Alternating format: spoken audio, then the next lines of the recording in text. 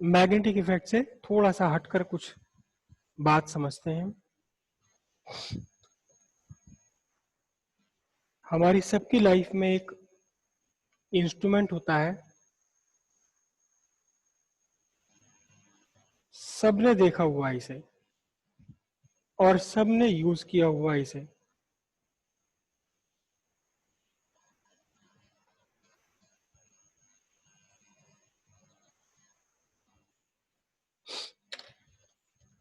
और इसके अंदर भरा रहता है मरकरी। क्या है ये? थर्मोमीटर। थर्मोमीटर है टेम्परेचर मेजर करने के लिए। तो ये थर्मोमीटर टेम्परेचर कैसे मेजर कर लेता है? एक फाइन कैपिलरी है, ट्यूब है इसके अंदर, और नीचे बल्ब है, इसमें मरकरी भरा हुआ है। ठीक है। मरकरी जो है Hg, it is a metal. और सारे ही मेटल की प्रॉपर्टी है क्या, कि अगर आप इन मेटल्स का टेम्परेचर राइज करते हैं तो इस टेम्परेचर के राइज करने से, मेटल्स का अगर आप टेम्परेचर राइज करते हैं तो मेटल का टेम्परेचर राइज करने से इसकी लेंथ ब्रेड्थ कुल मिलाकर के इसका वॉल्यूम इंक्रीज होता है, जिसे हम बोलते हैं thermal expansion. Thermal expansion, heat पा करके वॉल्यूम इंक्रीज होना, थर्मल एक्सपेंशन। अब इस थर्मल एक्सपेंशन का क्या रोल है? क्या रोल है इस थर्मल एक्सपेंशन का थर्मामीटर में या टेम्परेचर नापने में? थर्मामीटर बनाने के लिए ग्लास की एक ट्यूब ली जाती है, नीचे इसके छोटा सा बल्ब बना दिया जिसमें मरकरी भरा, और इस पूरे को फिर ऊपर से इवैक्यूएट कर देते हैं, एयर इसमें से बाहर निकाल देते हैं।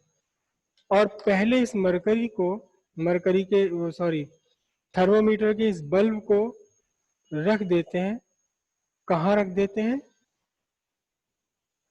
बर्फ में, आइस। और आइस भी ऐसी वैसी नहीं, प्योर वाटर वाली आइस, डिस्टिल्ड वाटर से बनी हुई आइस। आइस में इसे लगा दिया, आइस में लगा दिया और देखा कि इसका मरकरी कहाँ तक जा रहा है। यहां तक इसका मरकरी पहुंचा, तो यहां एक निशान लगाया और इसके ऊपर लिख दिया 0 डिग्री सेल्सियस, क्योंकि आइस का टेम्परेचर 0 डिग्री सेल्सियस होता है। उसके बाद क्या करते हैं, यही थर्मोमीटर जिस पर 0 डिग्री का निशान लगा लिया है, 0 डिग्री का निशान लगा लिया है, अब इसी थर्मोमीटर को लटका देते हैं, इसी थर्मोमीटर को लटका देते हैं कहाँ? खौलते हुए पानी के ऊपर। ये पानी, और इसमें से ये बॉईल कर रहा है, नीचे बर्नर वर्नर गैस वैस जला रखी होगी, बॉइलिंग वाटर खौलते हुए पानी के ऊपर लगा दिया। टेम्परेचर इंक्रीज हुआ, 0 से 100 डिग्री सेल्सियस पहुंच गया टेम्परेचर। तो इस मरकरी का थर्मल एक्सपेंशन हुआ, वॉल्यूम इंक्रीज हुआ। वॉल्यूम इंक्रीज हुआ तो वॉल्यूम बढ़ने के लिए कहाँ कहाँ कौन सी नई जगह ऑक्युपाई कर लेगा?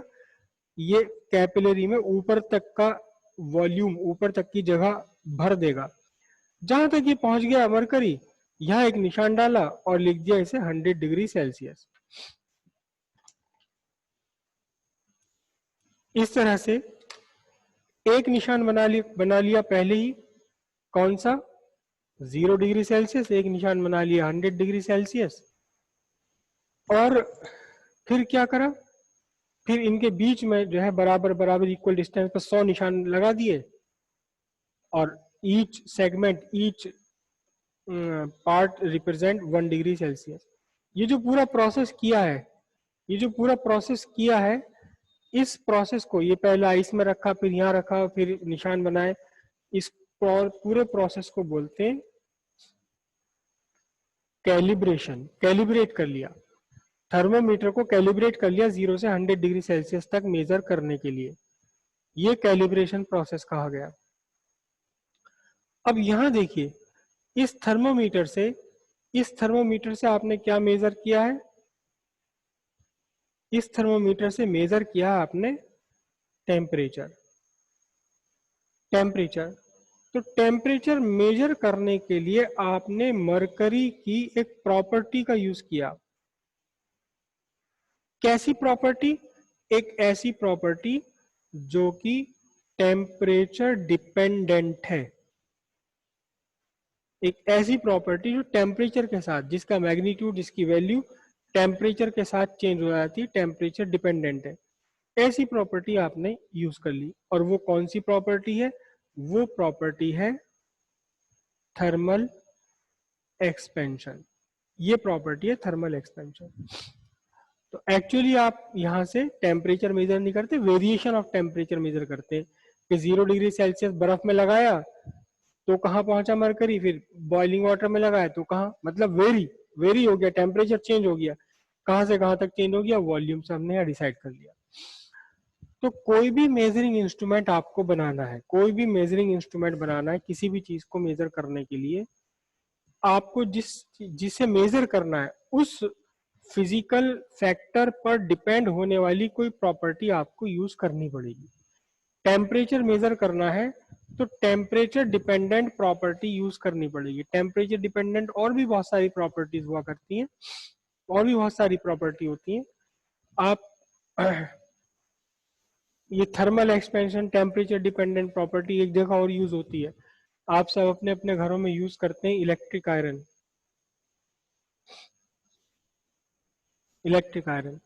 आपने जो उसका डायल है वो सेट कर दिया, आपने डायल सेट कर दिया कॉटन पर, तो क्या है, आपने लगा कर रखा हुआ है।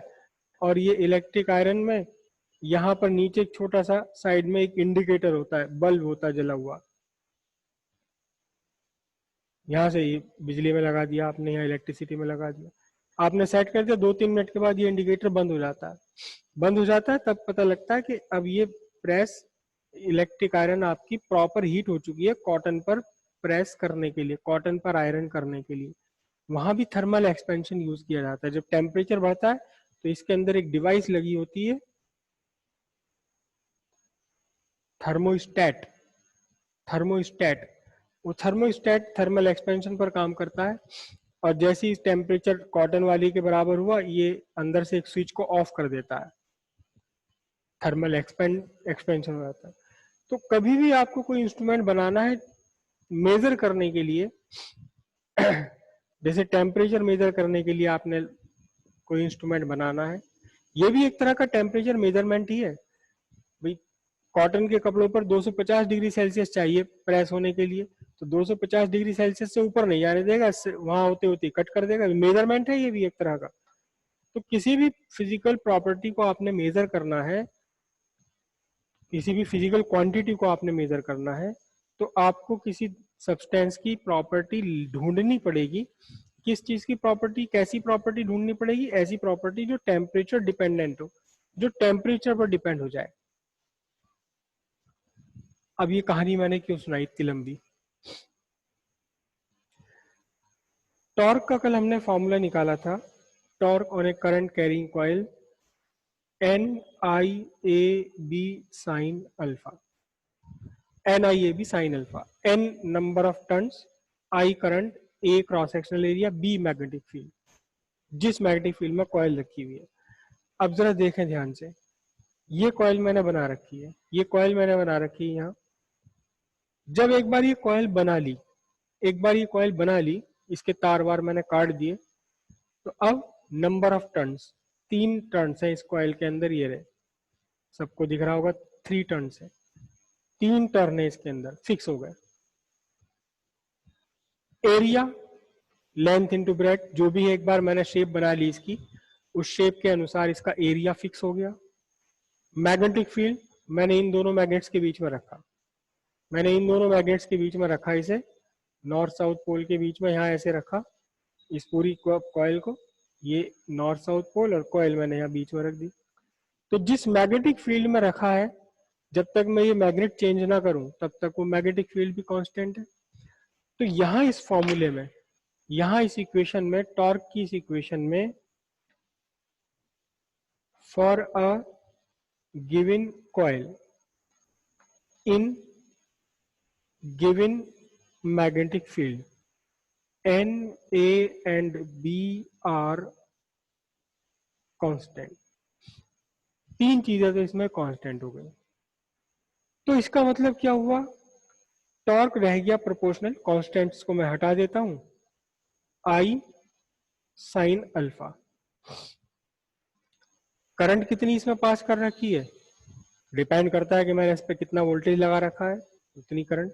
जितने ज्यादा बड़ी बैटरी लगा दूंगा इसके दोनों सिरों पर यहाँ, उतने ज्यादा करंट फ्लो करेगा तो टॉर्क भी ज्यादा लगेगा। दूसरा डिपेंड करता है ओरिएंटेशन पर। कल हमने अच्छी तरह डिस्कस कर लिया कि यहां है ये, जब मैग्नेटिक फील्ड के परपेंडिकुलर है प्लेन ऑफ कॉइल तो जीरो टॉर्क, जब मैग्नेटिक फील्ड के पैरेलल है plane of coil, plane of coil की मैं बात कर रहा हूं, प्लेन ऑफ कॉइल, तो मैक्सिमम टॉर्क। मतलब टॉर्क बदलता रहेगा, यहाँ मैक्सिमम है और कम और कम और कम, यहाँ पहुंच करके जीरो हो गया। अगर किसी तरह से ये जो फैक्टर है, अगर ये भी कांस्टेंट कर दिया जाए किसी तरह से, कुछ जुगाड़बाजी ऐसी लगा दी जाए कि ये साइन थीटा जो टॉर्क है वो ओरिएंटेशन पर डिपेंड ना करे।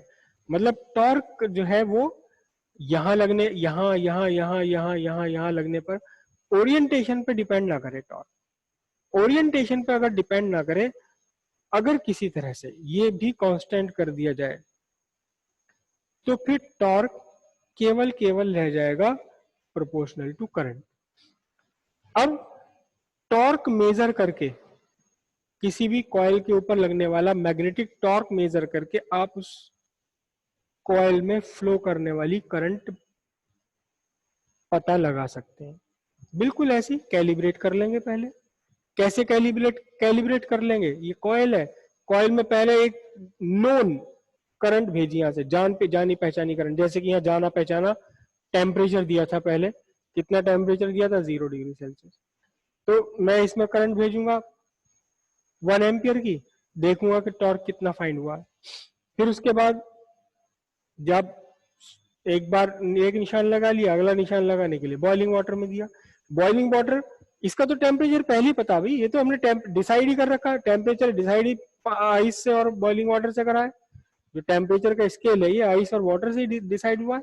तो हमने पहले ही कह रखा कि बॉइलिंग वाटर का टेम्परेचर 100, तो जहां भी जाएगा वो 100। तो ऐसे ही में पहले इसमें किसी और तरीके से, जहां पहले मुझे करंट का कंफर्मेशन हो, पहले 1 एम्पियर करंट भेजूं, देखूं कितना टॉर्क लग रहा है, फिर 10 एम्पियर करंट भेजूं, फिर देखूं कितना टॉर्क लग रहा है। उन दोनों टॉर्क से कहीं कोई मार्किंग कर दूं, मतलब कैलिब्रेट कर दूं, और कैलिब्रेट करने के बाद फिर अननोन करंट अगर हम भेजेंगे इसमें, तो टॉर्क को मेजर करके करंट पता हो सकती है। जैसे ये मैंने एक बार कैलिब्रेट कर दिया, निशान बना दिए, अब क्या हुआ, किसी के मुंह में ऐसे लगा दिया, वो 37 पर आकर रुक गया, कह भाई ठीक है तुम्हारा कोई कोरोना पुराना कुछ नहीं है, जाओ घर। अननोन टेम्परेचर यहाँ 0 से 100 तक इसमें निशान लगा रखे हैं, किसी के मुंह में लगाया, पता चला वो 37 वाले मार्क पे आके रुक गई मरकरी। ठीक है भाई, टेम्परेचर 37 है तुम्हारा, जाओ। अननोन टेम्परेचर मेजर कर सकते हैं यहाँ से। तो ऐसे ही अगर हम एक पहले नोन जानी पहचानी करंट भेज के टॉर्क के फॉर्म में कैलिब्रेट कर लें, तो फिर अननोन करंट, अनजान करंट भी हम मेजर कर सकते हैं टॉर्क को मेजर करके। कुछ थोड़ी बहुत समझ आ रही बात? क्यों भाई, थोड़ा बहुत कुछ समझ आ रही बात? फिर से समझ लीजिए इसे, बिल्कुल बेसिक कंसेप्ट आपको बता रहा हूँ, बिल्कुल बेसिक कंसेप्ट। ऐसे कंसेप्ट, ऐसी बेसिक बातें जो किताबों में है ही नहीं कहीं भी। मैंने कहां से सीखी? सीधे डायरेक्ट ऊपर से। हम बहुत सारे इंस्ट्रूमेंट यूज करते हैं। आपके स्टेबलाइजर घर में रखा हुआ होता है, मेन लाइन पे रखा है या फ्रिज के ऊपर रखा है, एक स्टेबलाइजर या वोल्टेज करेक्टर भी से बोलते हैं। तो यहाँ एक मीटर लगा है जिसके ऊपर वी लिखा हुआ है। इस मीटर की जो सुई है वो आपको बताती रहती है कि 200 वोल्ट आ रहे हैं या 240 वोल्ट आ रहे हैं, कितने वोल्ट आ रहे हैं। मेजरिंग इंस्ट्रूमेंट है वोल्टेज मेजर करने के लिए। तो इस तरह के बहुत सारे मेजरिंग इंस्ट्रूमेंट हमारी लाइफ में होते हैं, और सबसे सिंपल मेजरिंग इंस्ट्रूमेंट ये थर्मामीटर है। सभी ने यूज किया हुआ है, सभी ने इसको देखा हुआ है। तो थर्मामीटर में हमें मरकरी की एक बहुत ही बढ़िया प्रॉपर्टी मिल गई। मरकरी की एक बहुत ही बढ़िया प्रॉपर्टी मिली क्या, कि जब इसको हीट किया जाएगा तो ये एक्सपेंड हो जाएगा, एक्सपेंड हो जाएगा। और उस एक्सपेंशन को हमने ले लिया एक पतली सी कैपिलरी ट्यूब में। पतली सी कैपिलरी ट्यूब में किस ले लिया, थोड़ा सा भी फैलती काफी ज्यादा ऊंचाई चढ़ते हुए दिखाई देगी। थोड़ा सा अगर ये एक्सपेंशन हो तो क्योंकि पतली सी ट्यूब है तो काफी ज्यादा ऊंचा चढ़ता हुआ दिखाई देगा, आसानी रहेगी रीड करने में। तो थर्मल एक्सपेंशन को हमने यूज कर लिया किसे मेजर करने के लिए, मेजर करने के लिए टेम्परेचर को। कैसे यूज करा, मरकरी एक पतली सी ट्यूब ली, नीचे बल्ब बनाया, ये सब करा, इसके अंदर मरकरी भरा, फिर एयर बाहर निकाल दी, फिर ऊपर से सील कर दिया, रखा इसे आइस में, जहां तक भी ये पहुंचा वहां 0 लगा दिया निशान, फिर इसे खोलते हुए पानी के ऊपर भाप में लटका दिया, जहां तक भी पहुंची मरकरी एक्सपेंड हो गई, एक्सपेंड होकर जहां तक भी पहुंची वहां 100 डिग्री सेल्सियस का निशान लगा दिया। उसके बाद 0 से लेकर 100 तक बराबर बराबर डिस्टेंस पर 99 निशान लगा दिए। पहला ये रहा, 100वां ये रहा, 99 निशान बीच में, ये तो 0, फिर 1 से लेकर 99 तक 100वां ये रहा, और कैलिब्रेट हो गया है। इसे हमने क्या कहा, कैलिब्रेट कर दिया इसको। मेजर करा हमने टेम्परेचर, और मेजर टेम्परेचर मेजर करने के लिए मरकरी की एक प्रॉपर्टी का यूज करा जो टेम्परेचर डिपेंडेंट है, जो टेम्परेचर पर डिपेंड करती। कौन सी property, thermal expansion. Thermal expansion. तो हमें इलेक्ट्रिसिटी में दो चीजें मेजर करनी पड़ती अक्सर, एक तो करंट और एक voltage. Voltage actually potential difference होता है, पोटेंशियल डिफरेंस या वोल्टेज एक ही बात है, करंट मेजर करना है। वोल्ट और वोल्टेज में डिफरेंस होता है, वोल्ट अलग बात है, वोल्टेज अलग बात है। वोल्टेज का मतलब पोटेंशियल डिफरेंस। इन्हें मेजर करना पड़ता हमें। तो इन्हें मेजर करने के लिए कोई ऐसी प्रॉपर्टी चाहिए हमें, कहीं कोई ऐसी प्रॉपर्टी चाहिए किसी भी की। भाई आप, एक ऊंट है मेरे पास, ठीक है, और ये ऊंट है, जितना इसको करंट दिया जाए ये उतना ही जोर से बोलता है। तो मैं क्या करूं, ऊंट को करंट दूं, वो कहेगा मैं कह हल्का सा करंट है, थोड़ा सा करंट और दूं, वो कहेगा हो, तो और तगड़ा करंट पता लग जाएगा। बहुत तगड़ा करंट दूं, चीख पड़ेगा, ओ भर गया, क्या कर रहा है, तो करंट पता लग जाएगा हमें। तो करंट मेजर करने के लिए हमें ऊंट की एक ऐसी प्रॉपर्टी चाहिए जो करंट डिपेंडेंट पे हो। और ऊंट की क्या प्रॉपर्टी, कि वो चिल्लाने लगता करंट। किसी ऊंट को करंट मत लगा देना, वो क्या है, सरकार पकड़ के ले जाएगी, जानवरों पर अत्याचार कर रहे हो। तो करंट मेजर करने के लिए या वोल्टेज मेजर करने के लिए हमें कोई ऐसी प्रॉपर्टी चाहिए जो करंट पे डिपेंडेंट हो या वोल्टेज पे डिपेंडेंट हो। अब यहाँ जो पीछे हमने कल करा था torque on A current carrying loop या करंट कैरिंग कॉइल, इसमें करंट आ रहा है, करंट आ रहा है। तो अब यहां से हिसाब लगाना शुरू करा हमने, क्या, एक कॉइल बना ली, कॉइल जब बना ली तो नंबर ऑफ टर्न्स फिक्स हो गए। एक बार कॉइल बना ली तो इसका क्रॉस सेक्शनल एरिया फिक्स हो गया। एक सर्टेन मैग्नेटिक फील्ड में इसे रख दिया, नॉर्थ साउथ पोल के बीच में रख दिया तो मैग्नेटिक फील्ड फिक्स हो गया। तो गिवन कॉइल के लिए, for a given coil in given magnetic field N A B constant हो गए। तो कांस्टेंट हटाऊंगा मैं तो प्रोपोर्शनलिटी लगानी पड़ेगी, जैसे प्रोपोर्शनलिटी हटाकर कांस्टेंट लगाते हैं, कांस्टेंट हटा करके प्रोपोर्शनलिटी लगा दो। तो इसका मतलब टॉर्क, इस कॉइल पर लगने वाला टॉर्क है, घुमाने वाला है, इसका टर्निंग इफेक्ट, वो करंट पर डिपेंड है और ओरिएंटेशन पर डिपेंड है। ओरिएंटेशन क्या चीज है, अल्फा है, angle between perpendicular drawn on the coil and the direction of magnetic field. अब ये किसी तरह से अगर कोई जुगाड़बाजी ऐसी मिल जाए हमें जिससे कि ये टॉर्क की वैल्यू साइन अल्फा पर डिपेंड ना हो, साइन अल्फा पर डिपेंड ना हो मतलब साइन अल्फा किसी तरह से कांस्टेंट कर दिया जाए, साइन अल्फा किसी तरह से कांस्टेंट कर दिया जाए, तो फिर टॉर्क की वैल्यू केवल और केवल केवल और केवल करंट पर ही डिपेंड करेगी। टॉर्क की वैल्यू केवल करंट पर डिपेंड करेगी। और अब हमें एक प्रॉपर्टी मिल गई, कॉइल की एक प्रॉपर्टी मिल गई, coil on torque on the coil, current carrying coil, which depend only and only on current. तो अब हम टॉर्क मेजर करके करंट का मेजरमेंट कर सकते हैं, टॉर्क मेजर करके करंट का मेजरमेंट हम कर सकते हैं। एन, ए और बी तो है ही कांस्टेंट, अब समस्या है कि साइन अल्फा को कैसे कांस्टेंट किया जाए, क्योंकि अल्फा की वैल्यू तो बदलती रहनी। देखो कल वाली बात करता हूँ, ये मेरा मैग्नेटिक फील्ड है, मैग्नेटिक फील्ड है, ये कॉइल है, और याद कीजिए अल्फा क्या था, अल्फा था कॉइल मैग्नेटिक फील्ड, और कॉइल पर जो परपेंडिकुलर ड्रॉ करा, ये मैंने परपेंडिकुलर ड्रॉ करा, ग्रीन वाला लेता हूँ, परपेंडिकुलर ड्रॉ करा मैंने कॉइल पर, इन दोनों के बीच का एंगल है ये, ठीक है, ये मैग्नेटिक फील्ड मैंने यहाँ बना लिया। अगर कॉइल यू टर्न हो जाती है तो इनके बीच का ये एंगल बदलता चला जाएगा। अब कुछ और है अल्फा की वैल्यू, अब कुछ और है अल्फा की वैल्यू, अलग अलग है अल्फा की वैल्यू, तो हर बार टॉर्क की वैल्यू डिफरेंट हो जाएगी। करंट पे तो डिपेंड कर ही रहा है, टॉर्क करंट पे तो डिपेंडेंट है ही, लेकिन ओरिएंटेशन पर भी डिपेंडेंट है, तो ये सारी गड़बड़ चलेगी इसके हिसाब से।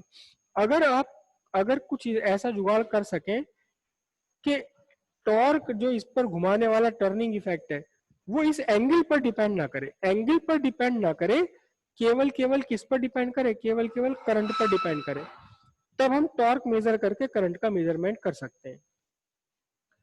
ठीक है जी। तो इस साइन अल्फा को कांस्टेंट करने के लिए क्या किया जाता है, इसके लिए मैग्नेटिक फील्ड, एक खास तरह का मैग्नेटिक फील्ड बनाया जाता है जिसे बोलते हैं radial magnetic field, radial magnetic field. अब ये रेडियल मैग्नेटिक फील्ड क्या बला है, रेडियल मैग्नेटिक फील्ड क्या बला है, कैसे इसे बनाते हैं, क्यों बनाते हैं, ये तो आपको बात समझ आ गई। ताकि जो torque on A current carrying coil है वो ओरिएंटेशन पर डिपेंड ना करे, साइन अल्फा की वैल्यू कांस्टेंट हो जाए, कुछ भी हो जाए, इसकी वैल्यू चाहे 2 हो, चाहे 5 हो, या 1 हो, या 1.5 हो, या 1/5 हो, कुछ भी हो, मगर वो बदले ना, कॉइल के घूमने के साथ बदले ना, कांस्टेंट हो जाए। ये काम किया जाता है रेडियल मैग्नेटिक फील्ड से। अब रेडियल मैग्नेटिक फील्ड क्या है, देखो जरा ध्यान से देखना, रेडियल मैग्नेटिक फील्ड क्या, पहले तो नॉर्मल मैग्नेटिक फील्ड की मैं बात करूं, देखो ये नॉर्थ पोल है मेरा, और ये मैंने दूसरे मैग्नेट का साउथ पोल रखा। अब काश अगर मैग्नेटिक फील्ड लाइंस इसके बीच में हमें दिखाई देती, यहां से यहां तक मैग्नेटिक फील्ड लाइन है, सॉरी यहां से मैं उल्टा लिख रहा हूं, नॉर्थ पोल से मैग्नेटिक फील्ड लाइन निकल रही है और सामने साउथ पोल में जा रही है। अब दिखाई तो देती नहीं, बस जो दिखाई भी नहीं देती, यही तो बात है, फिजिक्स में इतनी तेज आगे चाहिए जो दिखाई नहीं देता वो भी दिखता रहे। मुझे तो दिखाई दे रही मैग्नेटिक फील्ड लाइन यहाँ पर, आप में से किसी को नहीं दिखाई दे रही, चलो मैं बना देता हूँ, ये नॉर्थ पोल है, ये साउथ पोल है, जो मुझे दिखाई दे रहा है बना देता हूँ। ये नॉर्थ पोल था मेरा, और ये किसी दूसरे मैग्नेट का या उसी मैग्नेट का, हॉर्सशू शेप मैग्नेट का south pole. Horseshoe shape magnet से बनाए जाते हैं अक्सर, ये रहा हॉर्सशू शेप मैग्नेट, ये नॉर्थ पोल है, ये साउथ पोल है। तो नॉर्थ पोल से मैग्नेटिक फील्ड लाइंस इस टाइम निकल रही हैं और साउथ पोल में जा रही हैं। तो वो कैसे जा रही हैं नॉर्थ पोल में साउथ पोल में, ये नॉर्थ पोल से इमर्ज हुई, साउथ पोल में चली गई, नॉर्थ पोल से निकली, साउथ पोल में चली गई, नॉर्थ पोल से निकली, साउथ पोल में चली गई, नॉर्थ पोल से निकली, साउथ पोल में चली गई, और थोड़ा सा यहाँ ये मैग्नेटिक फील्ड थोड़ा सा बाहर की तरफ एक्सपेंड कर जाता है, क्योंकि मैग्नेटिक फील्ड लाइंस की प्रॉपर्टी है एक दूसरे से लेटरली दूर जाना। मैग्नेटिक फील्ड लाइंस की प्रॉपर्टी है लेटरली एक दूसरे से दूर जाना। ये मैग्नेटिक फील्ड लाइंस है, तो ये हमेशा एक दूसरे से लेटरली साइड बाय साइड दूर हटने की कोशिश करती हैं। तो बेचारे इनको तो जगह मिल ही नहीं रही थी हटने के लिए, लेकिन इन्हें बाहर की थोड़ी जगह मिल गई, थोड़ा सा बाहर की तरफ एक्सपेंशन हो गया। लेकिन अगर हम इस थोड़े से कर्वेचर को, इस थोड़े से डिफॉर्मेशन को छोड़ दें, तो यहाँ मैग्नेटिक फील्ड लाइंस आपस में एक दूसरे के पैरेलल है। तो इसलिए ये ऑलमोस्ट यूनिफॉर्म मैग्नेटिक फील्ड है, it is almost uniform magnetic field, क्योंकि यहाँ मैग्नेटिक फील्ड लाइन एक दूसरे के पैरेलल है। ठीक है जी, करेक्ट। अब इसमें अगर आप कोई कॉइल रखेंगे, इसमें देखो मैंने कॉइल यहां रखी, ये मैंने कॉइल रखी, तो कॉइल के ऊपर जो परपेंडिकुलर मैं ड्रॉ करूंगा, ये रहा परपेंडिकुलर, और magnetic field, this one is magnetic field, this is the direction of magnetic, दोनों के बीच में एंगल थीटा है, एंगल अल्फा सॉरी, तो साइन अल्फा यहाँ फैक्टर काम करेगा। अगर इस ओरिएंटेशन बदल जाए, इस कॉइल का ओरिएंटेशन में ऐसे बदल दूं, थोड़ा सा ये, थोड़ा सा इसे और घुमा दूं कॉइल को मैं, यहाँ थोड़ा सा ऐसे और घुमा दूं, तो क्या होगा, इसके साथ साथ इसका परपेंडिकुलर भी घूम जाएगा। तो अब मैग्नेटिक फील्ड के साथ बनने वाला एंगल बदल गया, एंगल बदल गया तो साइन अल्फा की वैल्यू बदल गई, टॉर्क बदल गया। तो जैसे जैसे यहाँ कॉइल घूमती रहेगी, ओरिएंटेशन बदलेगा, वैसे वैसे मैग्नेट टॉर्क की वैल्यू भी बदलती रहेगी, करंट पर भी डिपेंड करेगा और साथ में ओरिएंटेशन पर भी डिपेंड करेगा। अब रेडियल मैग्नेटिक फील्ड क्या, रेडियल मैग्नेटिक फील्ड क्या है, बहुत ध्यान से समझना। अभी देखो ध्यान से, ये जो हॉर्स शू शेप मैग्नेट है, इसके दोनों सिरे फ्लैट है, इसके दोनों सिरे फ्लैट है, ठीक है। मैंने क्या काम करा, इसके सिरों को यहां तक और आगे तक ले आया, यहां और आगे तक ले आया इसे यहां से, या सोचो कि ये वाला जो पोर्शन है ये, इसे प्लास से पकड़कर मैंने घुमा दिया और इसे प्लास से पकड़कर मैंने घुमा दिया, इस तरह की ये दोनों, ये वाले सरफेस है, ये दोनों एक दूसरे के आमने सामने आ जाए। कैसे, देखो ऐसे,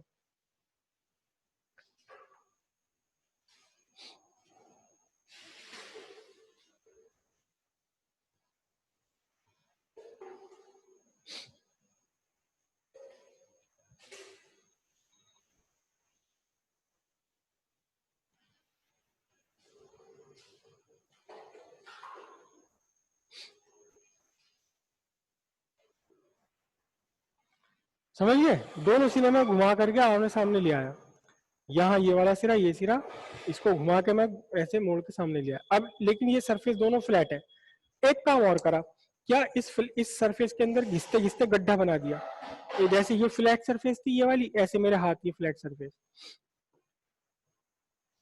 ये फ्लैट सरफेस मेरा हाथ, इसका ये वाला ये फ्लैट सरफेस है, और इसे मैंने यहाँ खोदते खोदते खोदते खोदते इसको ऐसे शेप में बना दिया घुमावदार।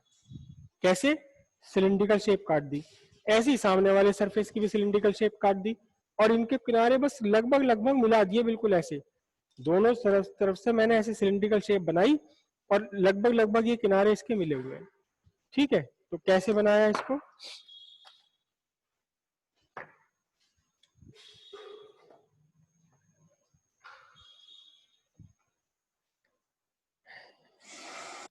एक सिरा तो ऐसे खोद दिया, गहरा कर दिया, कार्व्ड आउट, मैं इसके लिए वर्ड यूज करता हूं, कार्व्ड इन, खोद के निकाल देना, खोद के निकाल देना, कार्व, और दूसरा सिरा यहां खोद के निकाल दिया, ऐसे, मतलब सर्किल बना दिया ये ऑलमोस्ट, और यहां से लगभग लगभग मिलने वाले, बस मिले नहीं है, ठीक है। ये इधर आपका नॉर्थ पोल, ये साउथ पोल, मुझसे बढ़िया सर्किल नहीं बना, लेकिन ये सर्कुलर शेप में निकाल दिए, बिल्कुल सर्कुलर तो हमें देखने में लग रहा है, लेकिन ये सर्कुलर नहीं है एक्चुअली, ये सिलिंड्रिकल है, सिलिंड्रिकल शेप है, ये ऊपर से देखने पर तो हमें सर्कुलर लगेगा ना, ये इस टाइप का शेप है, जैसे मेरे हाथों के बीच में बन गया, ऊपर से तो सर्किल दिखाई दे रहा है, लेकिन एक्चुअली ये कैविटी जो इसके अंदर बन गई सिलिंड्रिकल कैविटी है। अब इस सिलिंड्रिकल कैविटी के अंदर, इस सिलिंड्रिकल कैविटी के अंदर एक रख दिया लोहे का टुकड़ा, पकड़ना इसे रहेगा, ये देखो ये लोहे का टुकड़ा सिलिंड्रिकल शेप में है, देखो ये वाला सिलिंड्रिकल शेप में है, ये ऐसे रखो भाई ये, और ए किसके अंदर रख दिया गया, इसको रख दिया गया मैंने जो कार्व कर रखा था, अब नॉर्थ और साउथ पोल को, नॉर्थ और साउथ पोल के बीच में रख दिया है सिलेंडर, ठीक है। अब इससे क्या फर्क पड़ा, अब इससे क्या इफेक्ट पड़ा देखना, अब इससे क्या इफेक्ट पड़ा, मैं इसको यहां बना रहा हूं, छोटा बना रहा हूं, हालांकि प्रैक्टिकली बहुत बड़ा होता है, इतना बड़ा होता है कि लगभग इससे मिला रहता है, दोनों तरफ इससे मिला रहता है, लेकिन मैं अपने डायग्राम को कंजेशन से बचाने के लिए, भीड़ भाड़ से बचाने के लिए इसे थोड़ा छोटा बना रहा हूं।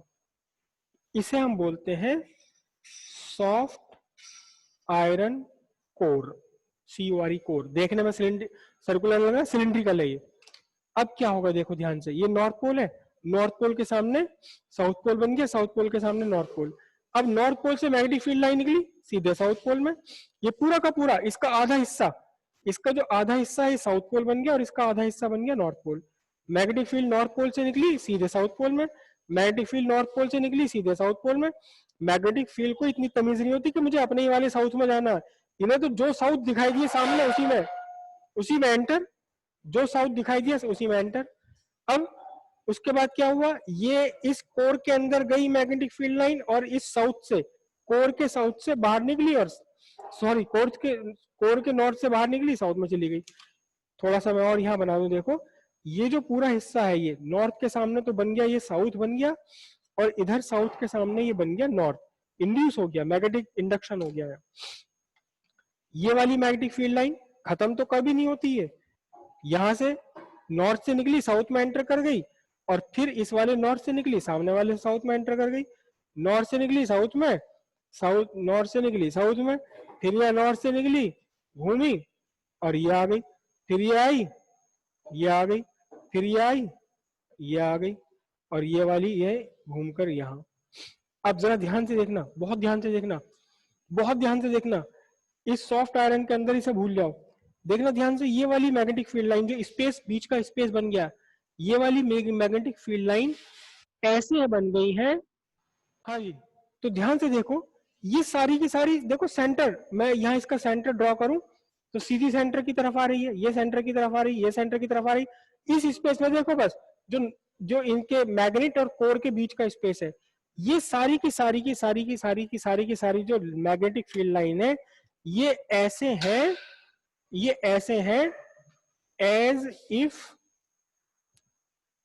These are radii, radii of same circle. एक ही सर्किल की बहुत सारी रेडियाई की फॉर्म में है। इसलिए अब इस मैग्नेटिक फील्ड को हम बोलेंगे, क्या बोलेंगे, इसे हम बोलेंगे रेडियल मैग्नेटिक फील्ड। अब इससे फायदा क्या हुआ, 2 मिनट की कहानी बची है, फायदा क्या हुआ, बहुत फायदा है इससे, देखो ध्यान से।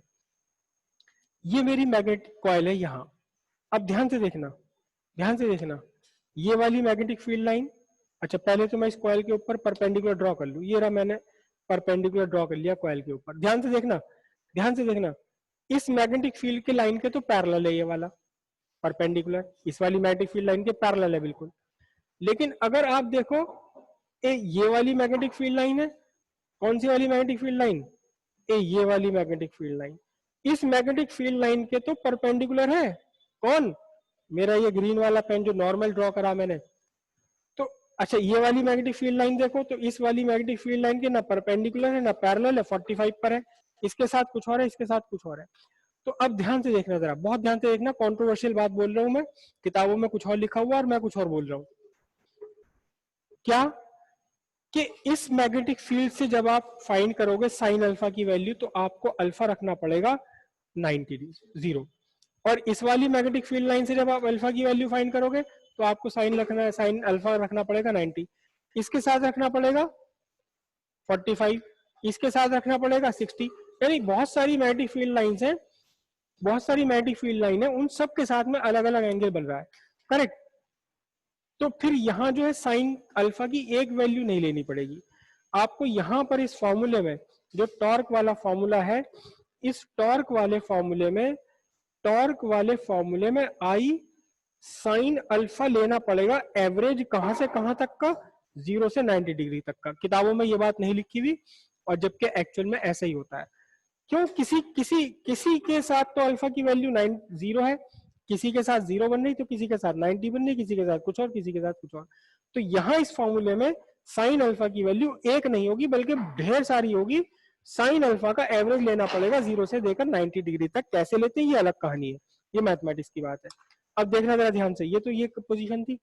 अब यही ये कॉइल थोड़ी सी रोटेट कर गई किसी भी कारण से,